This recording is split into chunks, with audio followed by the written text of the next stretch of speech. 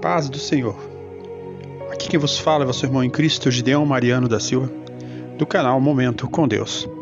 Antes de mais nada, eu peço que se você não é inscrito em meu canal, não acompanha as mensagens diariamente, inscreva-se em meu canal, clicando ali embaixo na descrição do vídeo e também no sininho onde você pode estar ativando a notificação e recebendo o aviso de mensagem. Vamos à palavra de Deus. E Deus enxugará dos seus olhos toda a lágrima. Essa é uma palavra que eu senti no coração hoje de compartilhar contigo. E também para alguns que muitas vezes querem entender o que significa que o Senhor virá como um ladrão na noite. Muitas vezes as pessoas perguntam, falando de como o Senhor virá nos últimos dias. Como o Senhor virá? Eu já vou explicar para você em rápidas palavras e no final a gente vai estar orando. Eu peço que você fique até o final, onde a gente vai estar orando, clamando a Deus para que nos guarde na sua presença e abençoe o nosso dia. Como o Senhor virá nos últimos dias, a maioria dos irmãos e irmãs vão se guiar pelo seguinte versículo bíblico. Verão ver o Filho do Homem sobre as nuvens do céu, com poder e grande glória. Lá em Mateus 24, versículo 30 fala sobre isso. E acreditarão que o Senhor definitivamente virá com glória nas nuvens em seu corpo espiritual, ressuscitado.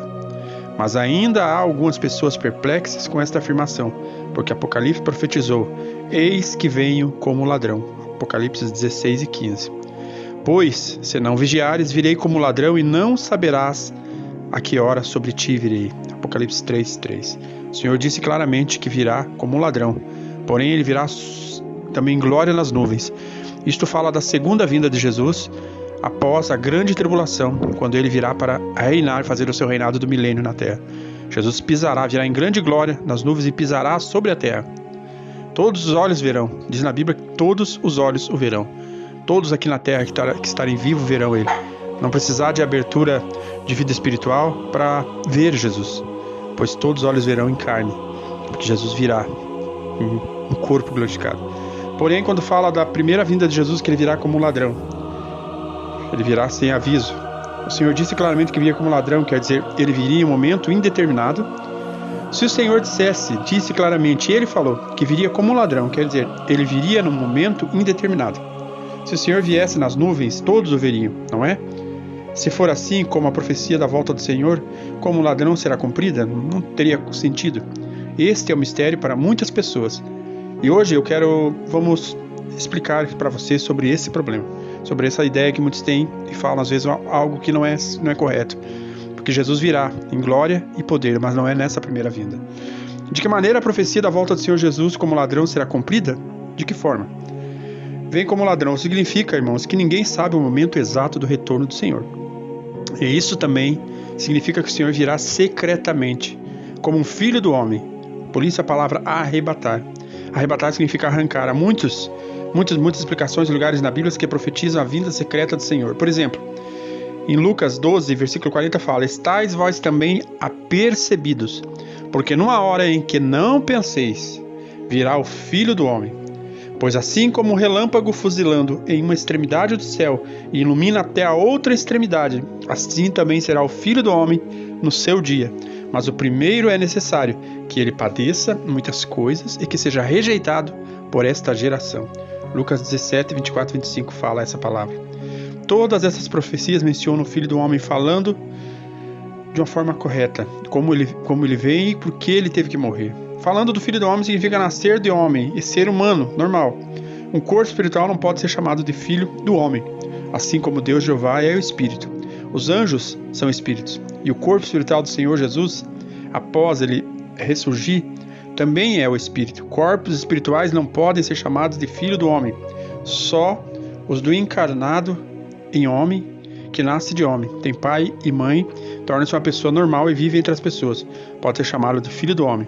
Como o Senhor Jesus, que tinha paz, alimentou-se, bebeu, dormiu, andou como um homem normal, vivendo de forma normal entre as pessoas, por isso ele foi chamado de Filho do Homem.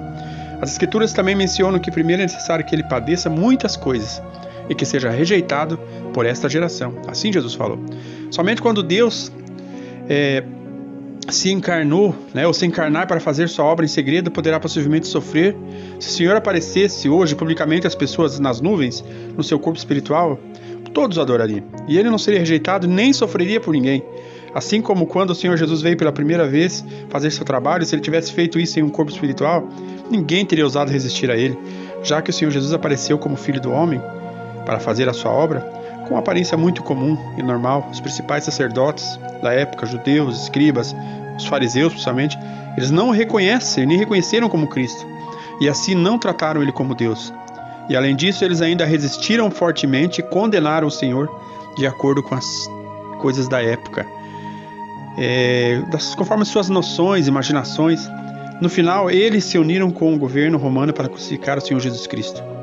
Assim, quando as Escrituras mencionam o Filho do Homem e o Filho do Homem vem, significa que nos últimos dias o Senhor virá em carne, como Deus se revela na carne para fazer a sua obra, com uma aparência comum e normal de como ele era, para que o povo de Israel reconheça que ele foi o Messias enviado.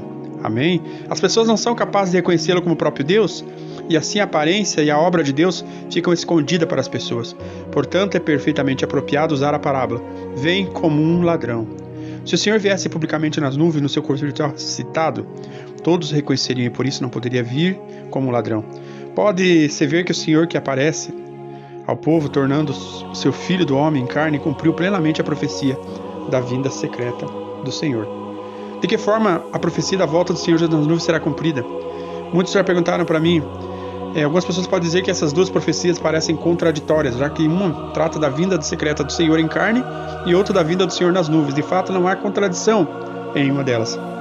O que acontece é, elas serão cumpridas uma após a outra.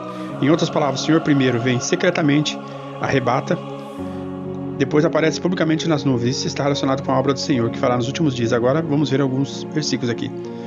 O Senhor Jesus disse: ainda tenho muito que vos dizer, mas vós não o podeis suportar agora.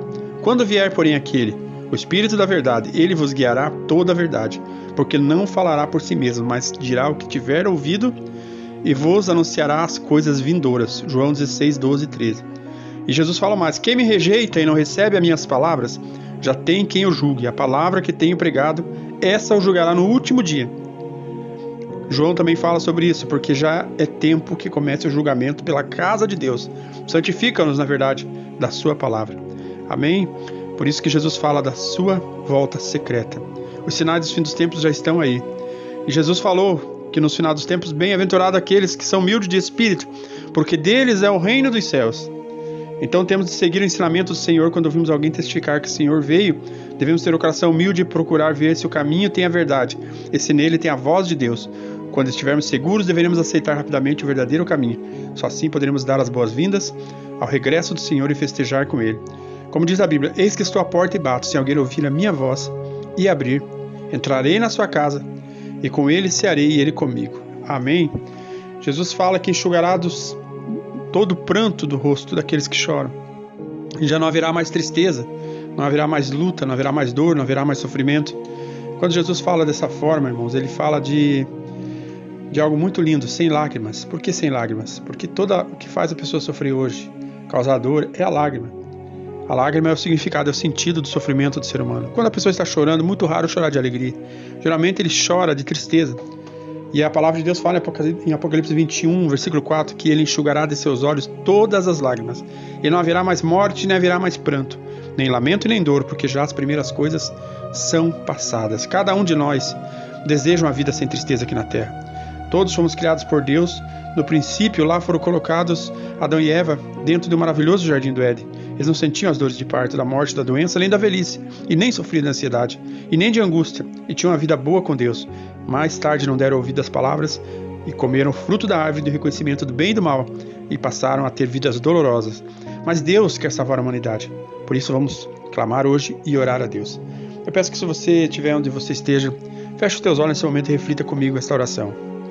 Grande e poderoso Deus, Pai que estás no céu, que era, que é e que será sempre, eterno, grande, infalível. Tão pequeno eu sou, Senhor, na Tua presença, mas a Ti eu clamo neste momento, Jesus. Em nome de Jesus Cristo, meu Salvador, que morreu por mim na cruz, e que virá como um ladrão, de repente arrebatará aqueles que o servem. Eu creio nesta palavra, Senhor, por isso eu prego esta palavra, e por isso, Senhor, eu estou orando hoje com meus irmãos, porque eu sei que de um momento para outro surgirá nas nuvens, mas nenhum olho verá, porque será secreto. Mas na segunda vinda sua, Senhor, virás em corpo, em espírito e em verdade sobre a terra, para reinar sobre todos que estão aqui. Por isso, Jesus, eu peço, limpa a minha vida todo dia, que a minha fé seja aumentada em Ti, Senhor. Ajuda-me, Senhor, a manter a minha vida ativa na Tua presença. Perdoa os meus pecados, acalma o meu coração. Retira toda a angústia, Senhor. As lágrimas que choramos, que seja para Ti, Jesus, em secreto. Que possamos derramar nossas lágrimas, nossas dores, nossas tristezas e ansiedades na Tua presença. Porque um dia, Senhor Jesus, a Tua promessa fala que Tu enxugará de todos os olhos toda a lágrima. E não haverá mais morte, nem pranto, nem dor e nem sofrimento. Porque tudo já se fez passado. Eu creio nessa promessa, Jesus. Nesse momento, eu peço a Ti, Senhor, olha pela vida do meu irmão, da minha irmã que está sofrendo, que está passando problemas diversos, coisas do mundo atual, Senhor, que vem para sufocar a nossa vida espiritual, a nossa vida emocional e também a nossa vida física aqui na Terra. Muitas pessoas estão sofrendo por percas, por doenças, por problemas financeiros, por tantos problemas, Senhor. Tem chorado tanto, mas que esse choro, Jesus, seja na Tua presença, porque Tu já conforta a nossa vida aqui na Terra. Tu já nos dá a solução e um dia enxugará nossas lágrimas para sempre. E eu creio nesta promessa, Senhor. Por isso eu Te agradeço desde já pela oportunidade. Amém. Eu agradeço a você que orou comigo e de coração eu peço, acompanhe meu trabalho, compartilhe essa palavra com mais pessoas que precisam de oração, de uma palavra, que Deus vai recompensar a sua vida grandemente. Amém.